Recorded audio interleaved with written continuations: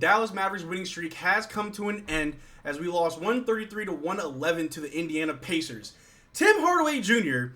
needs to see less of the court, as well as Jason Kidd needs a refresher on what to do when one of your vets, one of your rotation pieces is just unplayable. We're going to break down the good, the bad, the ugly, what happened, what should have happened. We'll get all into that in our post-game analysis. But before we get into it, 88.8% of you guys that are watching are not subscribed. You want to make sure that you hit that subscribe button. We're dropping videos back to back. We're reporting on anything and everything news related to the Dallas Mavericks, as well as these post-game analysis, and you want to miss out on thing. So make sure you hit that subscribe button. But let's just get on into it, man. This game, from the jump, I was really excited because the last few games, it looks like we started off pretty slow. Not a lot of offense, but great defense. But this game, it was different. The first quarter, I think we either finished the first quarter tied or up by 3. I can't off the top of my head remember. But the first quarter looked good.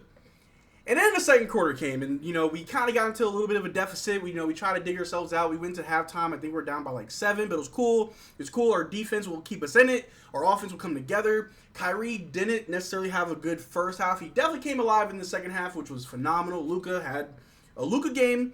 But like I said in the intro, Tim Hardaway Jr., we got to talk about this man because good. Googly moogly. We're going to look at the box score for the Dallas Mavericks. P.J. Washington had a bad game. Had a pretty bad game. He was a minus 17 with 2 points.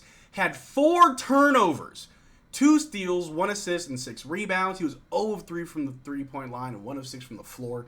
Derrick Lively, only playing 14 minutes, which is very odd. I understand he's on a minutes restriction, but I think we could use more Derrick Lively. He had 4 points. He had 4 steals, 3 rebounds, as well as 1 offensive rebound. Kyrie Irving, he was a minus 16, but he had 29 points, 2 assists, 6 rebounds, and he actually got to the line fairly often. He was 6 of 6 from the free throw line. He was 37 from the three-point line. Luka Doncic finished with 33 points, 2 blocks, 1 steal, 6 assists, and 6 rebounds. Josh Green finished with 14 points. He was a minus 16, had 2 turnovers, but he had 2 steals, 1 assist, and 5 rebounds.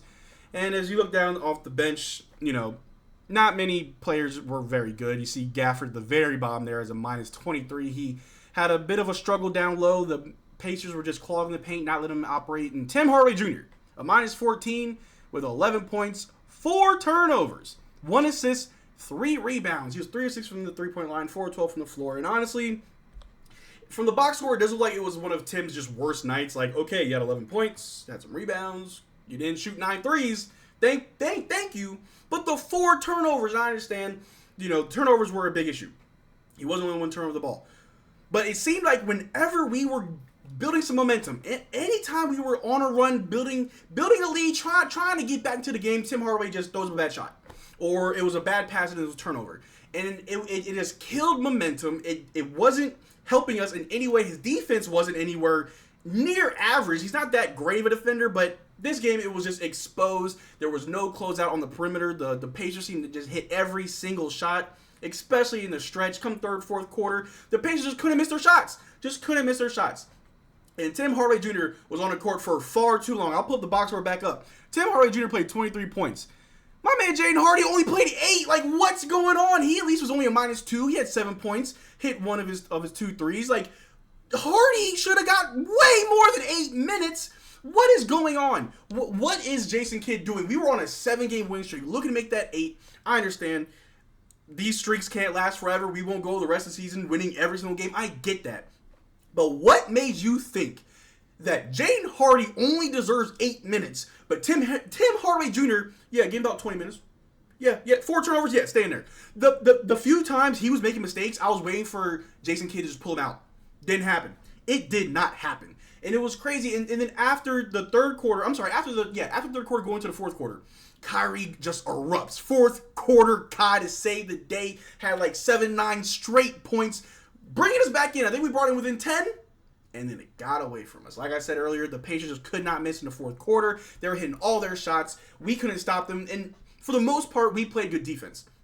Hand in the face, bodies up. We were trying to contest everything, and they just couldn't miss. I'll throw up the Pacers box score for you right there. Pascal only finished with 12. I was hoping PJ would hold him to less than 15. 12 is cool. He had 2 steals, 2 assists, 9 rebounds. Miles Turner had 33 points. Even though he had 4 turnovers, he still had 1 assist and 8 rebounds. Andrew Nembhard had 15 points with 1 steal, 2 assists, 3 rebounds. Tyrese Halliburton, 17 points, 10 assists, 4 steals, and 3 rebounds. And Benny Mathurin had 14 points. He had 2 turnovers, but he had 3 steals, 5 assists, and 11 rebounds. And off the bench at the very bottom there, that man Shepherd had 15 points, all from the 3. He was 5 of 5 from the 3-point line. That is just ridiculous. And he only played 12 minutes. That's the thing. He only played 12 minutes and hit 5 threes. Jaden Hardy played 8 minutes, only hit 1. Like, you see what's going on here? You see what's going on? If a player's hot, if a player looks good, you keep them in. You let them stay hot. If a player is cold, if a player's not doing well, you pull him out. Like I said, Kyrie didn't have a fantastic first half. The shots weren't falling. He was still able to be productive. But it seemed like Jason Kidd pulled him out halfway through the second, and we didn't see him until the third. Fine. Tim Hardaway played too much. Tim Hardaway played way too many minutes. He should have. Jason Kidd sabotaged his team. And I'm not trying to become a Jason Kidd hater. I understand, he is who he is. But good night. The amount of times I wanted to grow my hair out and then pull it out every time Tim Hardaway made a mistake, and then Jason Kidd's like, yeah, let it run. There was a point in the game where there was a timeout called. And I want to say Tim Hardaway just had a turnover. The Pacers scored the other end. Cool, timeout. I was like, okay, cool. Timeout, regroup. Pull Tim Hardaway.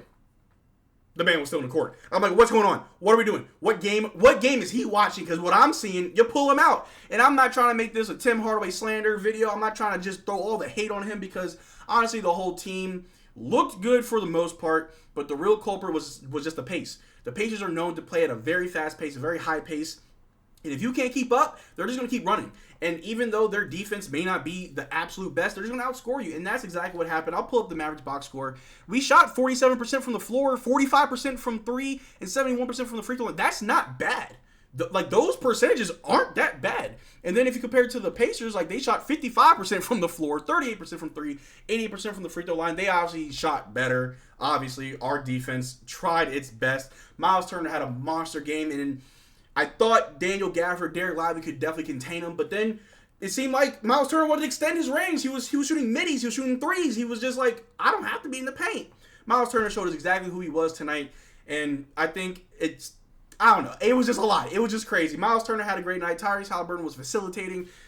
Their supporting cast was supporting. Meanwhile, we were just trying to get a bucket from somebody. It seemed like Luka Doncic just had to do it all. Luka Doncic was just trying to just will our way back into this game by just taking any and every shot that he could get. And, of course, some fall, some don't. It's Luka Doncic. The man makes magic happen. And, of course, Kyrie came alive in the second half and really tried to bring it all together, just try to hold things together. And it just wasn't enough. And I feel like Jason Kidd and Tim Hardaway Jr. were working against the rest of the team. But my man Josh Green, I just want to highlight him. But before I get ahead of myself, the segments, the good, the bad, and the ugly. We're going to get into it.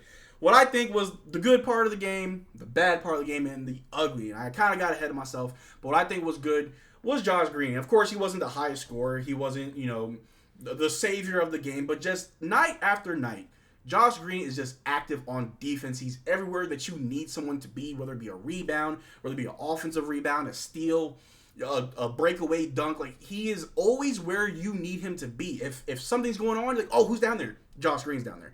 Who's in the corner for 3? Josh Green's in the corner for 3, and it's good to go. Josh Green, for me, that's the good. The good was Josh Green just showing that he can be just a supporting player on this team, a good rotation piece that deserves to be on this team and deserves the minutes that he gets.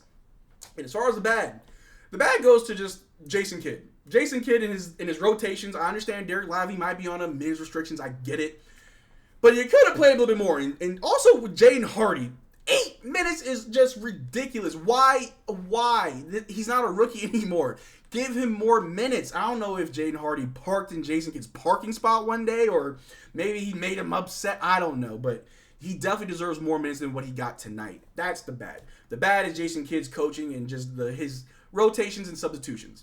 The ugly, that goes to Tim Hardaway Jr. The ugly goes to Tim Hardaway Jr. with the shot selection, the turnovers, horrible defense, not closing out on the perimeter. What are you doing out there? You're playing way too many minutes to do absolutely nothing. And I'll throw the box score one more time. Tim Hardaway finished with 11 points, 1 block, 1 assist, and 3 rebounds, playing 23 minutes. He was 4 of 12 from the floor, 3 of 6 from 3. Most people are like, that's not too bad. Yes, those are bad numbers. Those aren't good. But if you never watched Tim Hardaway or the Mavericks, you're like, oh, that's like a bench player stats. If you watch the game, those turnovers came at costly minutes. Like, it was when we needed to go on a run or we needed to stop. Boom, turnover. Like, what's going on? Okay, cool. He hit a three. Go back on defense. Get a stop. No, the Pacers are already back down there about to score. It was play after play with Tim Hardaway. It was just ugly basketball. It wasn't good. It seemed like the team were trying to fix a lot of the mistakes that Tim Hardaway put up and put us in, and it was a mess. But like I said, Luka Doncic, he had a 30-point game doing what he does best. Kyrie Irving really came alive in the second half and tried to just bring everything together. He was going on a monster tear. But the mistakes that this team made, the turnovers, the bad perimeter defense, because it seemed like the Pacers could just score from anywhere. It looked like the Pacers could not miss. They shot like 55% from the floor. Our defense, we tried. It just wasn't that good. P.J. Washington didn't have a good game. Daniel Gafford didn't have that great of a game. But 7-game winning streak is a lot better than a 7-game losing streak. So we'll take this. We'll take it on the chin, move on. I want to say Tuesday we play against the Cleveland Cavaliers. Hopefully Dante Exum will be back in the lineup.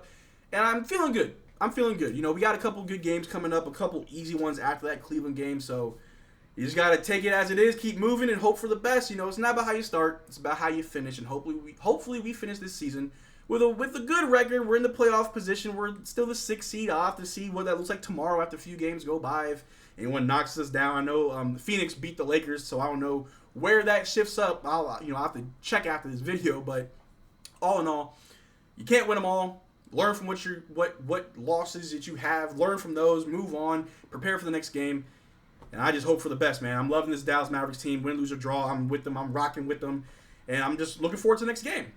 But that's all I got for you guys tonight. Thank you for staying this far into the video. Make sure you subscribe so you don't miss out on a single thing that we're doing. We're on a road to 5,000 subscribers. Last time I checked, we're at like 4,126. If we get to 5,000 subs, I'm going to start doing live stream, commentary, play-by-play calls for every Dallas Mavericks game, every single one. So give me the 5K. I'll be going live for you guys, giving you more content. Make sure you check out the link in the description below to our Discord, where I'm always active there talking Mavs basketball or just basketball in general. I just love talking about hoop. So you can meet me there, talk to me. I'm easily accessible, easy way to do it. But until then, y'all take care. I'll see you guys tomorrow. Peace.